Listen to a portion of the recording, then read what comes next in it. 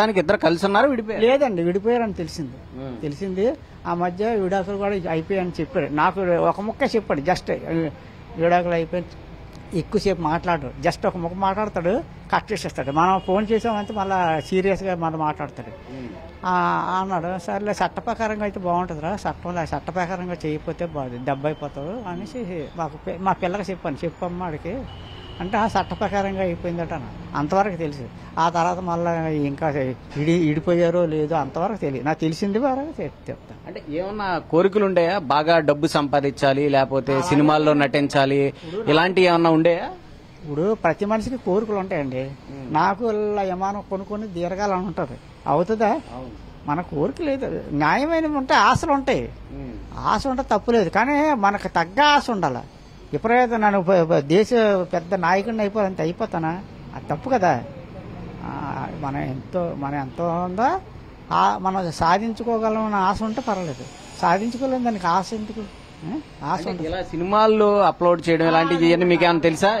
ఏమీ తెలియదు నాకు. నిన్న మా వాళ్ళు మా పిన్నులు, మా తమ్ముళ్ళు, మా వాళ్ళు, మా బంధువులు అందరూ వార్తల్లో నాటిల్లో చూసి పేపర్లో పడదట, మన ఈనాడు పేపర్లో అవన్నీ చూసి ఫోన్ చేసి అని చెప్తే అప్పుడు నేను యూట్యూబ్లో చూస్తే వస్తున్నాయి. అంటే ఇతనికి ఏమన్నా ఒక క్రిమినల్ మెంటాలిటీ ఉండడం కానీ ఇలాంటివి ఏమన్నా చిన్నప్పటి నుంచి ఏమన్నా చెప్పడం కానీ కోపం కానీ ఇలాంటివి ఏమన్నా ఉండే? కానీ వాళ్ళ అమ్మతో పడ్డాను, బాధలు పడ్డాను. ఆ దరిద్రం వదిలిసిన దాని బదులకి నేను తింటే తింటున్నాను, లేకపోతే ఇంట్లో పడి ఉంటున్నాను. మళ్ళీ ఈ తలలో కూడా వచ్చింది, ఏం చేస్తాను? మీతో కాంటాక్ట్ అయ్యి ఎన్ని రోజులైంది అసలు మిమ్మల్ని కలవడం కానీ కాంటాక్ట్ అయ్యి? ప్రత్యేకంగా ఆడి మట్టుకు ఆడే బతుకుతున్నాడు సార్, నా బట్టి నాడే బతుకుతున్నాడు.